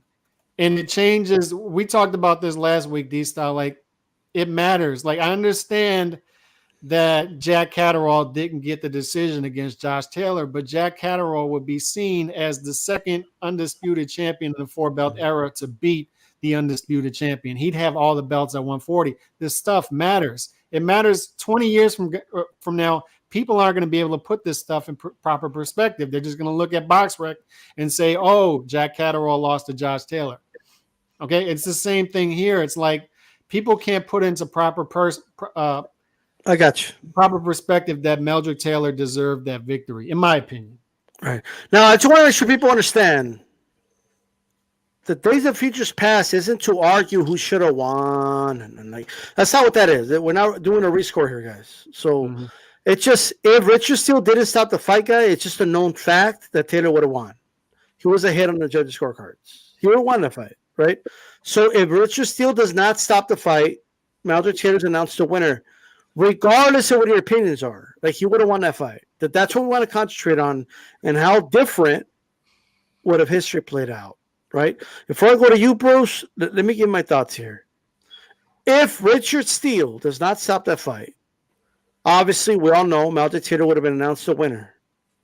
Meldrick Taylor would have been universally recognized as the number one pound-for-pound fighter on the planet. He would have been known as the man till this day to end a career where what would have been a 68-0 record now would have been 68-1. He would have been the one in 68-1. All right? Nobody would be saying 89-0, 89-0. They would have been saying, people would have been saying 68-0. 68-0, right? That's what they would have been saying. I think Chavez, at that point, if he would have been given that loss, I think the trajectory of his behavior would have been different. I think it would have been more summer than winter because he wouldn't be around the snow as much. I think he would have dedicated himself more. He would have felt like he let Mexico down. And he would have dedicated himself even more to the sport. He would have been more in the gym. He would have been less partying, more working. And I think he goes on. I don't think he ever loses to Frankie Randall. I don't. He only trained like 2 weeks for that fight, if that. He didn't take that fight serious. He wouldn't have slept on those fights. I agree that he would have beat Meldrick Taylor in the rematch, but he would have been more dedicated. He would have been, and I think he would have probably gone to like 101, right? And I think he doesn't lose again to probably the De La Hoya fight. Yeah, I don't think the Whitaker fight happens. I don't think that fight happens because there wouldn't be much for Whitaker there because Chavez would have already lost. You know what I mean? But I don't think he ever does that catch weight with Whitaker. You know what I mean? I just think he continues his path to 140, eventually loses to a De La Hoya that moves up. So that would stay the same. But Meldrick Taylor would be in the Hall of Fame right now if Richard Steele doesn't stop that fight, without a shadow of a doubt. That's my opinion, right? Bruce Gass, you tell us, brother. You're the historian here. You tell us. What would have happened if Richard Steele doesn't stop that fight? All right, man. I was basically sitting right where I am now watching this fight. It was huge build up. This was the what year was this D-Style on? 93, I think. Yeah, 93, something like that, yeah. I mean, George Foreman just knocked out Michael Mora. And people were still fresh from Tyson and Douglas. This was a hot time for boxing. 1990, I'm sorry. 1990. I think the rematch was like 92-ish, 93-ish. Okay, well, the early, believe me, it was a blur. But the fucking early 90s, like Callie said, they all fought each other. And this was on HBO, not even a pay-per-view, bro. This was like, bang. Sure. I had a black box. I didn't even have to pay for fucking premium channels. So I was scoping on this fight, and I had a few of my friends here, and Meldrick Taylor, tough fucking kid from Philadelphia. He was winning the titles at the junior welterweight, man. Lou Duva had him out of the East Coast, and he fought like a Philadelphia fighter. He was spitting blood up after fights. You could see that he had more boxing skills, but he had that Philly dog in him. So he was getting inside, and he was manhandling guys like Buddy McGirt and Rockin' Robin Blake. He was a tough fucking kid. Chavez, Don King, his whole goal was to make Chavez 100-0. Chavez was Don King's man. Mike Tyson is having all kind of turmoil. Was this while Mike Tyson was in jail? Because this is when Don King that's right, yeah. Tyson King put all his I don't know if it was around there, but shortly after that, yes. Believe me, King knows what's going on before it happens in boxing. He has, at that time, Don King ran boxing. Now that stoppage, the fight was killer, man. As a fight fan, I was like, wow. Taylor's coming back from that, and look what he's doing. Look at the counter punches, and look at Chavez come back and bang, bang, bang, and the stoppage, man. If it had gone, see, first of all, the stoppage. Now, Don King, like I said, Don King controlled boxing. Did Don King maybe influence that stoppage? Did Richard Steele kind of boxing was. It makes for strange bedfellows, and you'll hear a lot of the old OGs. They'll tell you that Don King would wine and dine those refs and those judges, and they'd go home and there'd be a Mercedes parked in their fucking driveway, with a ribbon on it. And I mean, it was a different time. We weren't so accountable back in those days. You understand? So I think possibly. Maybe shenanigans happened, but Meldrick Taylor, that was his peak. That was when I don't even think he was 30. He was in his 20s when that fight happened. But after that, he was never the same. One of the saddest fights I saw was when he fought Terry Norris, man. And it was no, for sure. But here's what I want to ask you, Bruce. So if he gets the win, if you would have won that fight, how different would it have been? I was going there, bro. And what I was going to say is, I think he would have lost the title on his first defense if he had fought a top 140 pounder. Because like I said, man, I think he gave it all in that ring. I don't think he had anything left. Arguably, the fight was correctly stopped. Not many people will look at Meldrick Taylor when the referee stopped the fight. He was looking at Lou Duva. He wasn't even looking at the referee. I don't think Meldrick Taylor was ever the same, and I don't think he would have gone on to be a great welterweight and have a lot of defenses. I think that was his peak, and then look what happened to him after that fight, man. Like I said, we saw him fall apart in the ring. So, that's a good point. I mean, if he would have lost his first defense, and he probably never fights Chavez. Chavez probably beats that guy. You know what I mean? And we never get the fight. I was going to make the argument that he never does the Terry Norris fight. Because I think that fight did a lot of damage to him as well. I do. Like I think Terry Norris put a beating on him. Lou Duva is famous for that. When he has damaged goods, he cashes in on them. Look what he did with Tyrell Biggs. I mean that's what Lou Duva does. He gets the most out of his fighters, and Meldrick Taylor was a real example of that. Damn. Yeah, it's kind of sad. I don't even know why that fight happened, to be honest. Other than cashing him out, obviously. Norris wanted a name. There you go, right? All interesting. So if he loses his first title defense, is he in the Hall of Fame? Is he a Hall of Famer if he wins that fight, Bruce? Well, the Hall of Fame is such a loose term now, man. I think every state, large boxing state, should have Hall of Fames, because all the people you mentioned, they should be in the Hall of Fame. But unfortunately, it's subjective. You got your Hall of Fame committee, 25 writers, goes down to 5 nominees. It's once again politics involved, and that's on the International Boxing Hall of Fame. There's a great one in Las Vegas. Atlantic City has one. New York has got one. Philly's got one, man. And all the big names, they're going to the inductions. They're making the weekends big there. So, yeah, I mean, Meldrick Taylor for sure, Hall of Fame. I don't know if it's going to be in Canastota, New York, but one of these states for sure, man. And in fact, I wouldn't be surprised if he's in the Philadelphia. They just had their inductions last Sunday. Michael Spinks was the MC. So, shout out to the Hall of Fames, bro. Get these boxers in there. Keep their names alive, man. Absolutely. Hey, well, this was fun. I appreciate everybody that tuned in. Bruce Gas, give us some final words, but let everybody know where they could find you. Always a blast coming here and talking with a couple of gentlemen who know boxing and can make me shut up. So, man, shout out to you guys, man. Cali X, I check you out. I never know when you're going to be on there, but I get the notifications and I always jump on there. And these styles, man, I've been watching you from fucking day one, brother. And then you guys can catch me at Bruce Gas, Boxing, Jazz, and More. I'm like Cali, man, and like D-Style. I go on at many different times, many different hours.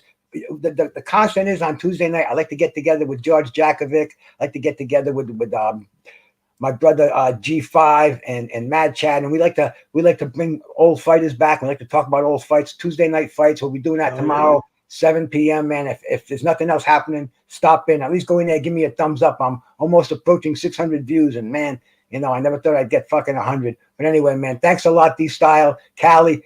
With God willing, I'll see all you next week, brothers. Peace out, man. Absolutely, brother. Have a good one, man. Calix, any final words, brother?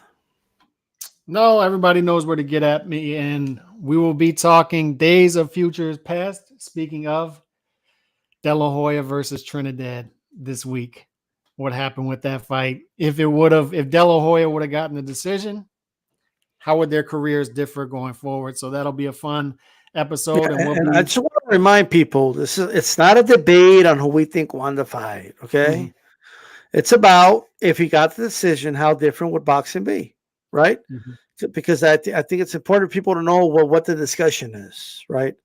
Because it's good to kind of explore, so we kind of know how circumstantial boxing is. It's. I used to have a series here called like one second, one moment, something like that. I don't know if you remember. It was like a little short series. Yeah. How different things pan out just based off one little thing. Like it's crazy, right?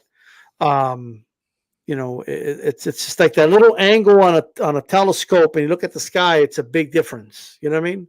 And that's how it is. You know what I mean? But definitely check us out.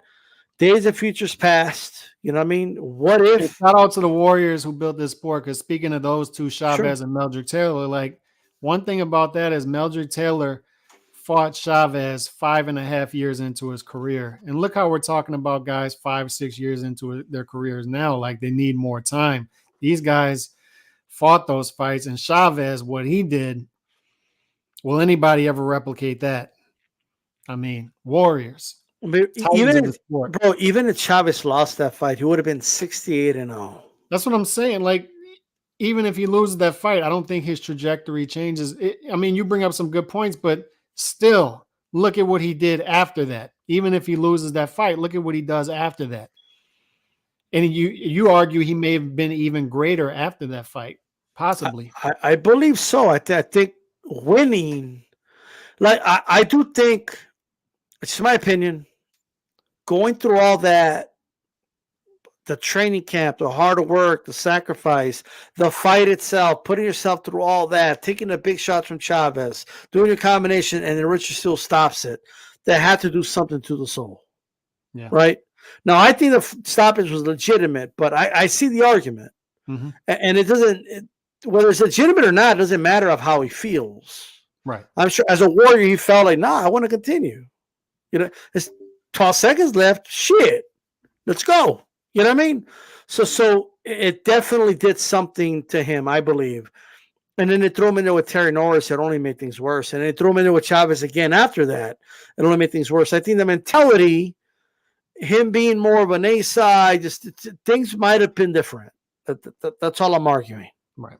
Mm-hmm. Like he put out a sacrifice and he never reaped the rewards of it. I just think that win or lose, Chavez took. I think Meldrick Taylor emptied himself that night. Chavez took everything out of him. And for me, it's always tough to see a guy just empty himself and then come up short. That's always a tough watch. It's always a tough watch. Yeah. Sounds good. Well, have a good one, brother. Peace. It's Calix Boxing 2.0. Make sure you guys subscribe to Calix. I want to go ahead and take this moment to talk to you guys about the Meldrick Taylor Chavez. I've told the story before, but there's a lot of you that haven't been subscribed to me that long, maybe never seen those videos, so I'll talk about it right now. Meldrick Taylor Chavez, I don't know if it's the first fight I ever saw, but it's the first fight I remember watching. I was a little runt. I was a little kid. Right? I was about 6 years old. It was my uncle's house. And I was playing with my cousins.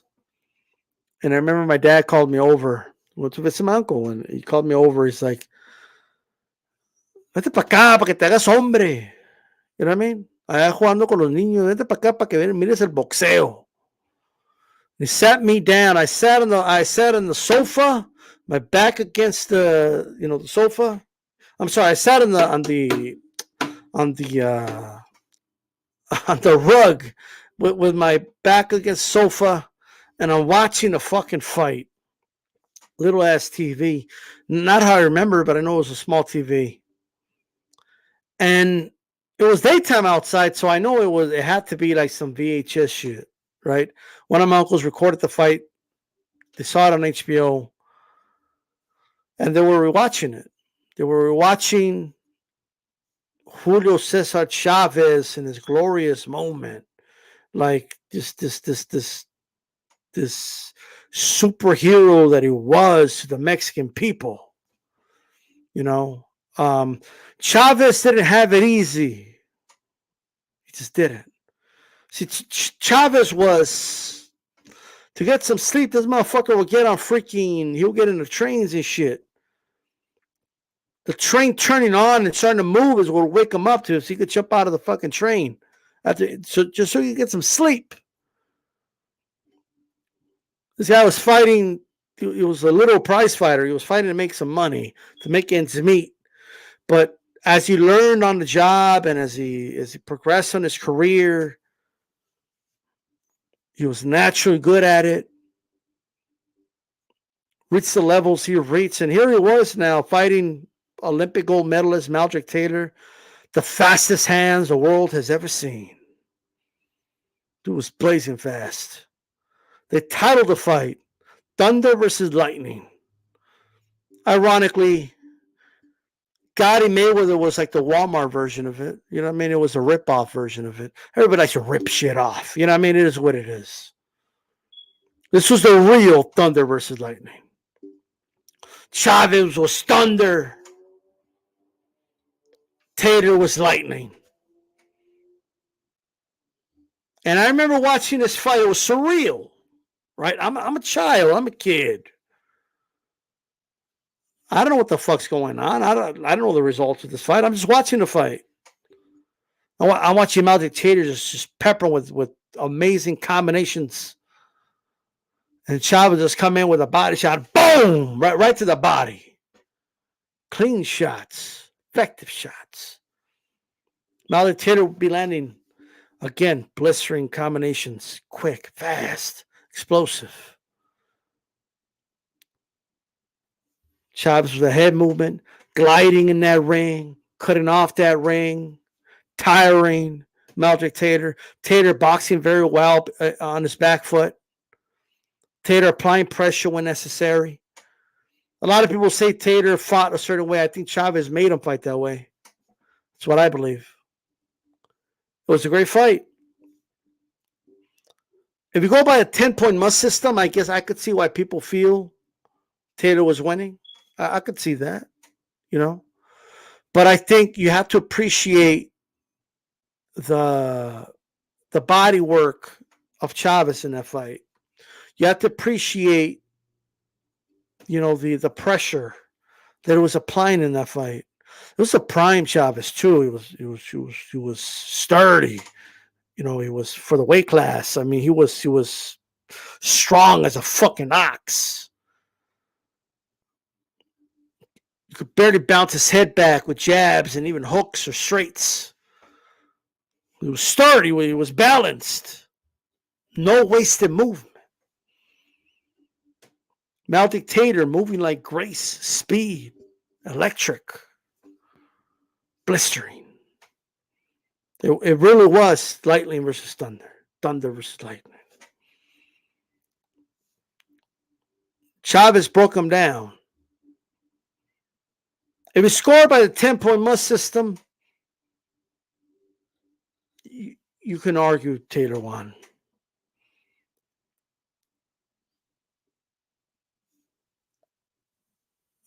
But Chavez established that night he won the war. He damaged him. We saw the long-lasting damage after that. Taylor was a warrior. He had the Philadelphian heart. But Chavez he was just made of something else. It was different. He was like a piece of steel with gloves on. Couldn't hurt him enough. Chavez went on to have 40 plus fights after that. Tater was having a hard time finding fights and reservations after that. I should say only reservations were taking his fights after a while. Shame on them for even sanctioning those fights. There was something special that day. And it instilled in me a love for boxing that I have till this day. I love the sport. Julio Cesar Chavez turned me into a boxing fan. He was a hero. He was an icon. And he was a damn good fighter.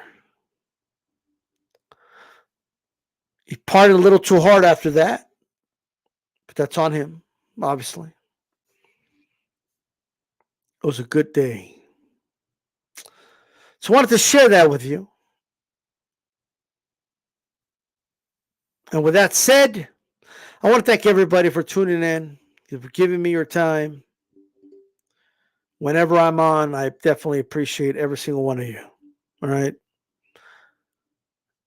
This is D-Style Boxing. Keep it boxing. I'm out. Peace.